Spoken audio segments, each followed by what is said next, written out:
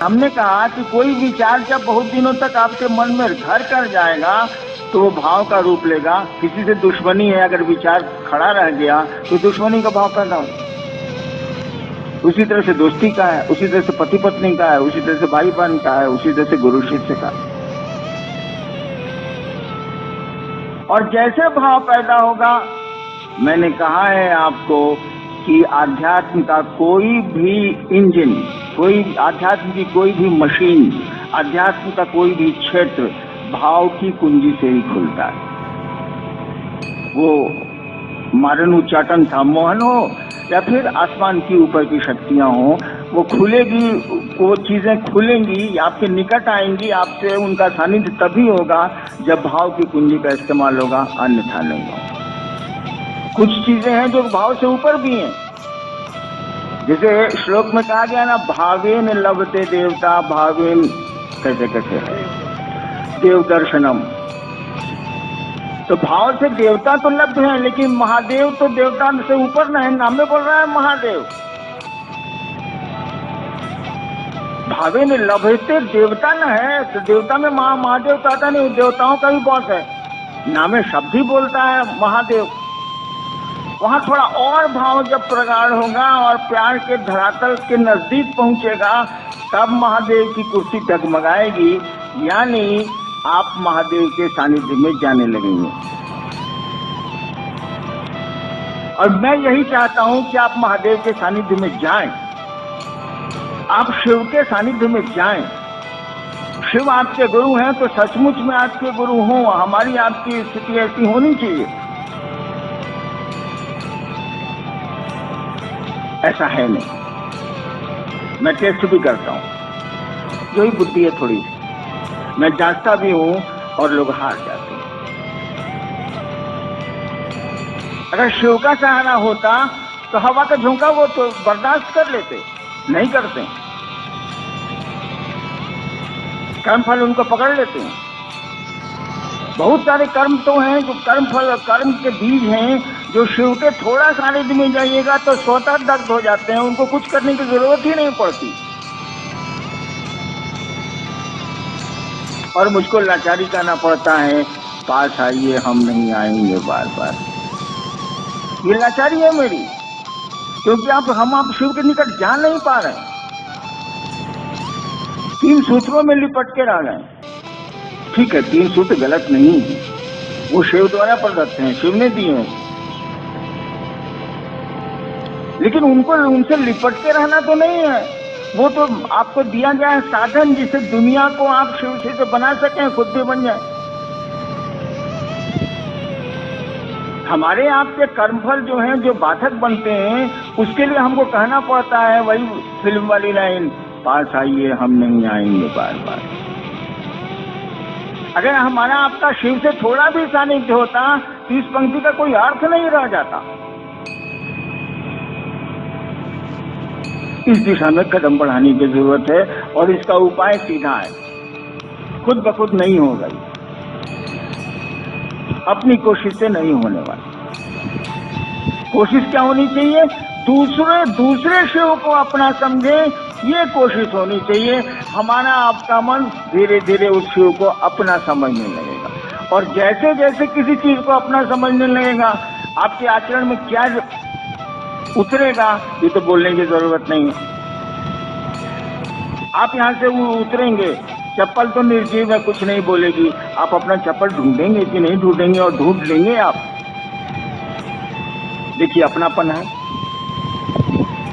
तो शिव से जैसे जैसे अपनापन थोड़ा थोड़ा बढ़ना शुरू करेगा, आप उनकी चीजों से, उनके लोगों से, उनकी परिधि में जो लोग आते हैं, सबसे आपका सामिप्य बढ़ेगा, नजदीकी बढ़ेगी, अपनापन बढ़ेगा। आपकी दुविधाएं, आपकी असुविधाएं, आपके द्वंद, आपके कष्ट खुद ब खुद घटने लगेंगे, कम हो जाएंगे। छोटी मोटी परेशानियां ऐसे ही खत्म हो जाएंगी, आएंगी नहीं। बड़ी परेशानियां हैं तो कौन इसकी फिक्र करता? यहाँ तो आता ही आदमी जाने के लिए, कौन इसकी चिंता करता? इस दिशा में कदम बढ़ाना कि दूसरे अपना समझें उस महादेव को, उस गुरु को, इसमें कोशिश करनी है। और जो लक्ष्य है हमारा 2015 का, उस दिशा में प्रयास करना है। जिसको जहां जैसा मौका मिलता है उसको उस शिव से लोगों को जोड़ने की कोशिश करनी चाहिए। मैं नहीं कहता कि आप बॉम्बे जाइए, मद्रास जाइए, यहाँ जाइए, वहां जाइए। जिनके पास उपाय हैं, साधन है, वो जाएं। जो नहीं जा सकते हैं, जहां रहेंगे वहीं करेंगे। क्या करेंगे?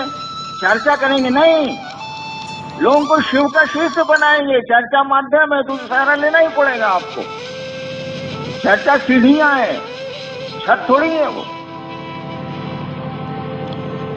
इसका सहारा लेंगे हम लोग, 3 सूत्रों का सहारा लेंगे हम लोग और लोगों को शिव का शिष्य बनाएंगे। उस शिव को धरती पर उतारेंगे हम लोग।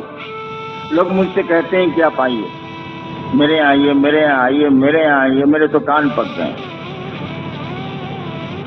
मैंने कहा भैया 34 साल से मैं घूम रहा हूं, नौकरी में भी था तब भी घूम रहा हूं। कहने का अर्थ हुआ धरती का काम भी कर रहा था तब भी घूम रहा हूं।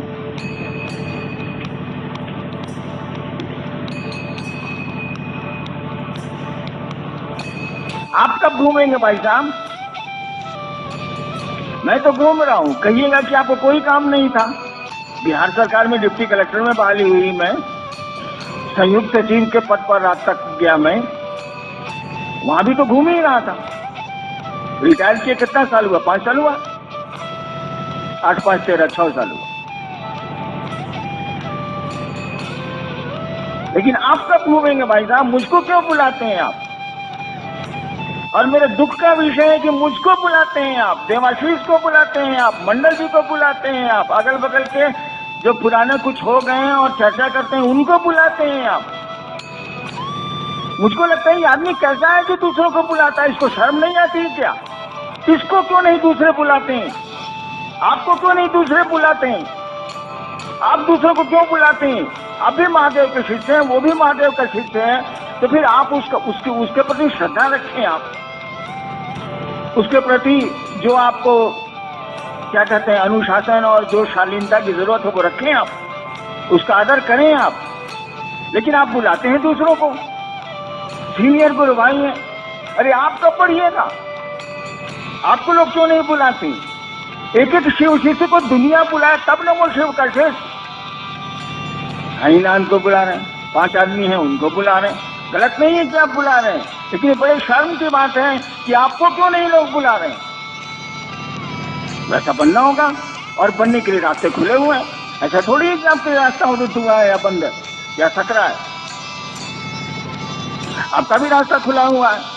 आप मुझसे जो मदद करना चाहिए ले लीजिए। मुझसे तो मदद लेते ही नहीं, अपनी टफली अपना राग गाते हैं आप। इससे तो नहीं चले।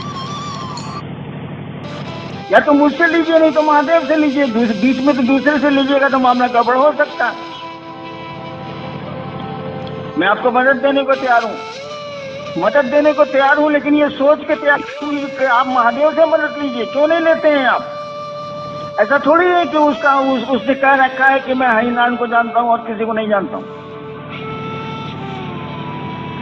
वो जितना मेरा है उतना आपका है, उसके जितने हम हैं उतने आप हैं। तो सबको पढ़ना है आगे ना। और इलाके में मैंने जाना छोड़ दिया, परिस्थितियां भी कुछ वैसी हो गई हैं, मैंने जाना ही कम कर दिया। और कितना जाऊंगा बता दें आप, कब तक जाऊंगा बता दें आप। आखिर शरीर की एक सीमा है कि नहीं है? मन की सीमाएं नहीं है, लेकिन शरीर की तो सीमा है।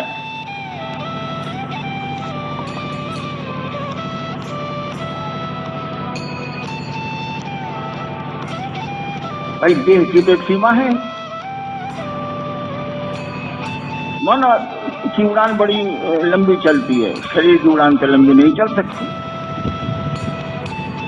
तो आपको आगे बढ़ना है और मैं आपको आगे बढ़ाना चाहता हूं। यहाँ आपके अलावा करीब 2-3 हजार लोग और हैं जो आपको दिख नहीं रहे।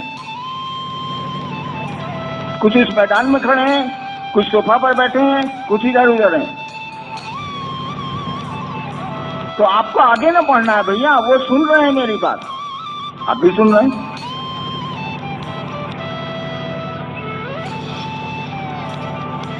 मैं आया हूं आपको शिव का आदमी बनाने, शिव से जोड़ने, कि अपने ही जुड़ के चला जाऊं मैं यहां से। इस दिशा में प्रयास करना, इस दिशा में लोगों को लेके चलना। जहां है वहीं करेंगे, मौका मिलेगा तो बाहर जाएंगे, नहीं मिलेगा नहीं जाएंगे। और महादेव से अगर दया मांगेंगे आप तो क्यों नहीं जाएंगे, कैसे नहीं जाएंगे आप? इतना काम कर लिया, 3 करोड़ से ज्यादा लोग शिव शिष्य हैं, किसने किया है? हमने तो नहीं किया, आपने किया है, तो बाकी काम कौन करेगा? आप ही हमको करना है, आगे बढ़ना है, लोगों को बढ़ाना है। ठीक है, अब आपके शरीर, कुछ लोगों के शरीर अब काम नहीं कर रहे हैं, अरे मन तो काम कर रहा है, बातें तो अभी तक हो रही हैं, शरीर में इतनी ताकत है कि आप बात कर सकते हैं। चलिए मोबाइल पर बात करेंगे, कितने पैसे लगते हैं? कुछ नहीं लगते। किसी तरह से कहा ना मैंने, मन से, वचन से, कर्म से लोगों को शिव गुरु की ओर अग्रसर करना ही हमारा आपका लोकाचरण है। शिष्टानुभूति में लाइन है ना। तो चलिए वचन से, मान लीजिए कोई आदमी अब बोल नहीं सकता, तो मन से करेगा, मनसा वाचा कर्मणा है तो मन से करेगा। बोल सकता है वचन से करेगा, कर्म कर सकता है कर्म से करेगा। कुछ तो कोशिश होनी चाहिए। 3 ही साधन हम लोगों के पास, मन, वचन और कर्म, शिव शिष्यता में, इसी से करेंगे। कुछ नहीं होगा, महादेव से दया मांगेंगे, कुछ तो काम बढ़ेगा। आपकी सोच का भी तो असर पड़ता है। ये साधु क्या करते हैं?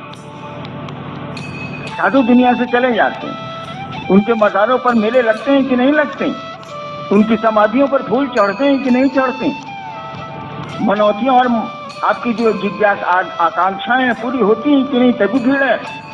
वो अजमेर शरीफ हो, सलीम चिश्ती का दरगाह हो, या निजामुद्दीन औलिया का हो, या साधुओं की समाधि हो, वहां मनौतियां पूरी होती हैं कि नहीं होती? क्यों ऐसा हुआ? इसीलिए तो उनके विचार इतने सात्विक थे, उन्होंने, वो खुदा के महबूब थे, उनको भगवान अच्छा लगता था, वो प्यार करते थे खुदा से। ये उनका चिंतन उस मिट्टी को प्रभावित किए हुए, जो आज भी जन सामान्य के लिए फलदायी है, उसकी इच्छाएं पूरी कर देता है कमोबेश।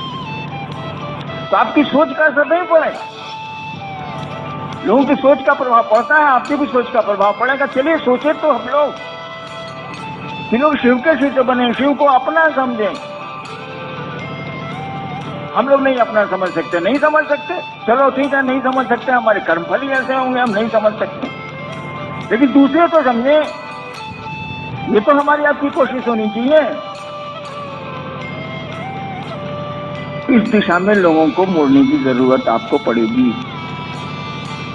शिव को, उस गुरु को अपना समझने की दिशा में लोगों को घुमाया जाए, प्रेरित किया जाए।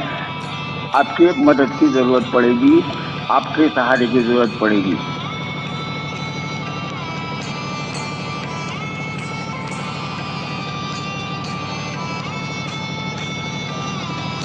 और अशोक भाई ने कहा कि खुल के कहिए, क्या कहूं? जयशंकर प्रसाद की एक कविता है, ले चल मुझे भुलावा देकर, भुलावा देकर, यानी बिना भुलाए दिए आप जाइएगा नहीं। ले चल मुझे भुलावा देकर, मेरे नाविक धीरे धीरे, जिस सागर में कौन सी लहरी प्रेम कथा कहती हो, ऐसे करके। वह शिव भी आपको भुलावा दे रहा, हमको भी भुलावा दे रहा, लेकिन हमको आपको जो भुलावा दे रहा है वो शिव पथ के लिए दे रहा। ईश्वर के रूप में, परमात्मा के रूप में वही शिव आपको भुलावा देता है जगत में घुमाने के लिए। गुरु के रूप में वो भुलावा देता है शिव पथ में चलने के लिए, जगत से मोड़ता है वो। शिव की आदत है कि जगत को साथ लेके चलता है वो, और तब धीरे धीरे धीरे धीरे जिस तरह से सांप केचुल छोड़ता है, उसी तरह से उनका शिव केचुल छोड़ता है, और तब वो शिव की ओर निकल जाता है। आदेश स्पष्ट है, लोगों के दिलों में